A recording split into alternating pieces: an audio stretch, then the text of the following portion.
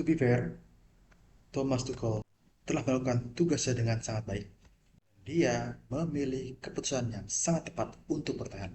Dan to be fair, Thomas Tuchel memiliki alasan yang sangat kuat kenapa dia harus bertahan, bukan memilih untuk bertahan. Oke, Inggris di turnamen Piala Dunia kali ini skuad yang lumayan menjanjikan dibandingkan Piala Dunia sebelumnya. Apalagi di tangan pelatih yang cukup sukses yaitu Thomas Tuchel, karena memiliki visi yang jelas, taktik yang jelas, dan cara bermain yang dia inginkan. Kan dia tidak tanggung-tanggung atau bahkan bisa dibilang tidak permisif dengan mengakomodir semua bintang. Itulah mengapa pemain seperti Phil Foden, Cole Palmer, atau Harry Maguire tidak dipanggil. Karena yang dibutuhkan adalah pemain yang bisa mendukung visi dia secara taktikal kebutuhan tim. Thomas Tuchel dianggap lebih progresif dibandingkan pelatih sebelumnya yaitu Gareth Southgate yang oleh publik Inggris dianggap sangat konservatif. Di babak grup sesungguhnya Inggris bermain cukup memuaskan di mana tidak ada blunder-blunder yang tidak perlu yang dilakukan oleh pemain Inggris. Puncaknya ketika bermain tandang melawan Meksiko di Stadion Aztec, di mana kalau tidak salah secara 20 tahun lebih Meksiko tidak terkalahkan di stadion tersebut. Inggris bermain sangat signifikan dan sangat meyakinkan. Bahkan sejujurnya Inggris bermain dengan 10 orang. Wah, tekanan dari pendukung tuan rumah yang sangat besar. Inggris bisa overcome tersebut dan lolos ke babak berikutnya. Sesuatu yang sangat bisa dilakukan atau sangat jarang dilakukan oleh timnas Inggris pada masa-masa sebelumnya. Hal ini membuat ekspektasi semakin membesar. Apalagi kemudian ketika menghadapi Norwegia, di mana mereka tertinggal lebih dahulu dan lalu melakukan comeback 2-1 yang akhirnya membuat mereka lolos ke semifinal untuk bertemu dengan Argentina. Untuk menggambarkan bagaimana signifikannya progres dari tim Inggris ini di turnamen Piala Dunia 2026 terlihat dari bahwa Inggris menjadi tim yang dominan atau lebih diunggulkan untuk lolos ke babak berikutnya dibandingkan Argentina.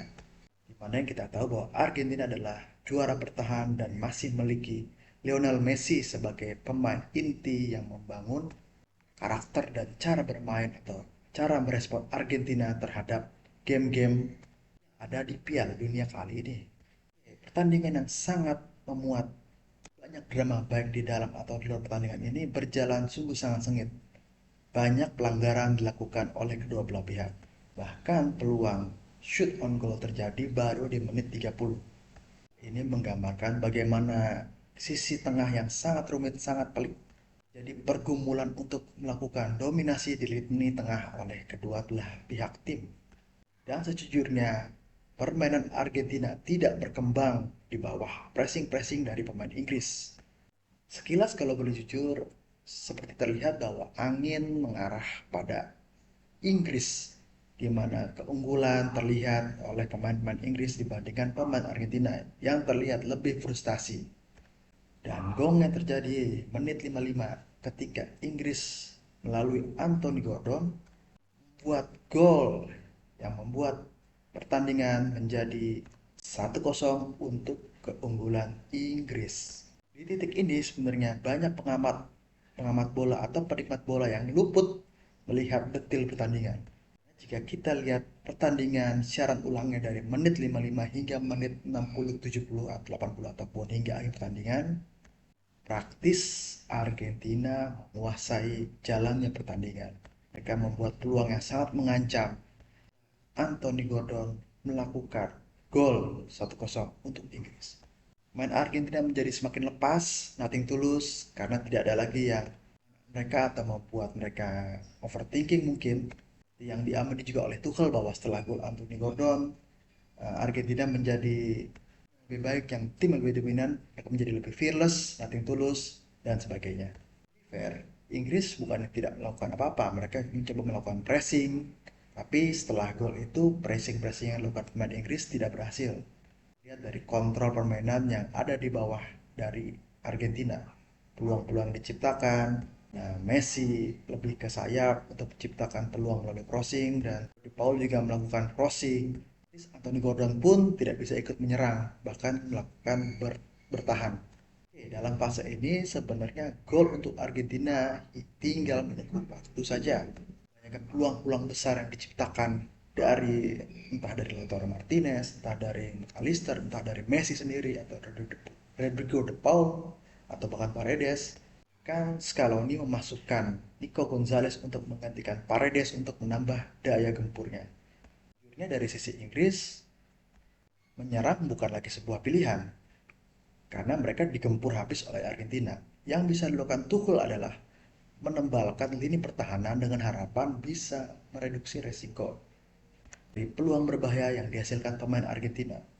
Jadi yang digarisbawahi di sini adalah Tuchel tidak memilih untuk lebih bertahan setelah Inggris unggul, tetapi Tuchel memilih untuk membesarkan presentasi kelolosan dari Inggris untuk menang pertandingan dengan cara menebalkan lini pertahanan dengan harapan bahwa semakin banyaknya pemain bertahan yang dimasukkan akan meminimalisir resiko dari peluang-peluang berbahaya yang diciptakan oleh pemain Argentina. Namun sayangnya ada pemain yang bernama Enzo Fernandez di sana yang melakukan tendangan yang sangat apa ya, cantik banget dan tidak bisa dihalau kiper. Kalau boleh jujur, di tahun 2022 ketika melawan Belanda, Enzo Fernandez di tempat yang kurang lebih sama melakukan tendangan yang sama persis, cuman waktu itu tendangannya membentur Mister Gawang. Oke, pertanyaannya kenapa Enzo Fernandez bisa melakukan tendangan dengan sangat bebas? Karena hampir dua sama atau tiga pemain Inggris mencoba menghalau Messi di sebelah kanan dengan cara mengepung Messi. Cuman Messi tetap bisa mengoper bola pada Enzo Fernandez. Nah, memang sejujurnya tidak ada satu cara signifikan untuk menghalau Messi. Jika Anda man-to-man marking dengan Messi, ya pasti akan mudah dilewati. Tapi kalau Anda masukkan dua atau tiga pemain khusus untuk menjaga Messi, ya yang terjadi adalah ruang seperti Enzo Fernandez yang bisa merasakan tendangan dengan sangat bebas. Oke, kalau kita berpikir apakah dengan cara pressing atau melakukan permainan lebih menyerang, uh, peluang-peluang berbahaya dari Argentina ini bisa diredam? Well, gue sih nggak yakin ya. Karena itu terlihat dari menit 55 hingga menit 60 ketika Anthony Gordon akhirnya dikeluarkan oleh Konsa kalau tidak salah. Correct me if I'm wrong. Di situ kita lihat bahwa Inggris digempur oleh Argentina habis-habisan dan ya nggak ada solusi selain bertahan.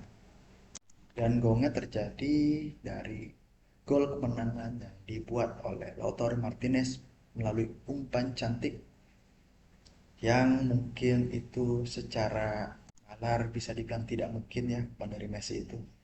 Karena secara tinggi badan Lautaro Martinez tidak nyampe 180 cm, sedangkan ada 3, 4, atau 5 pemain Inggris yang tingginya lebih dari 185 cm. Entah kenapa mereka melakukan poor positioning yang akhirnya Lautaro Martinez bisa melesakkan gol tersebut. Oke, apakah ini kesalahan Tuchel? Ya enggak sih, karena ya eksekusinya kembali dilakukan oleh pemain. Karena sejujurnya jika lu mau juara dunia, lu harus punya tim bertahan yang sangat baik, yang bisa melalui tekanan-tekanan besar seperti ini. Yang kalau bisa sih nggak kemasukan gol ya. Yang itu dilakukan oleh Prancis 2018 di mana pertahanannya sangat sulit tembus. Akhirnya gol terjadi, yada yada yada, Tuchel salah. Tapi kalau gue sendiri, apakah Thomas Tuchel salah? Enggak. Ya kalau jujur, siapa sih yang punya solusi lain untuk masalah tersebut? Jujurnya Thomas Tuchel punya satu pilihan, yaitu bertahan untuk mencoba menang, atau ya gitu-gitu aja pressing dan attacking dengan kemungkinan pasti kalah sih. Mungkin gol yang membuat Argentina menang itu bisa datang lebih cepat jika Tuchel bermain seperti babak pertama. Oke, begitu pembelaan saya terhadap Thomas Tuchel. Jika ada kritik atau pendapat lain, boleh berkomentar di kolom komentar. Dan jika ada yang bertanyakan, sok silakan. Oke, terima kasih dan dadah.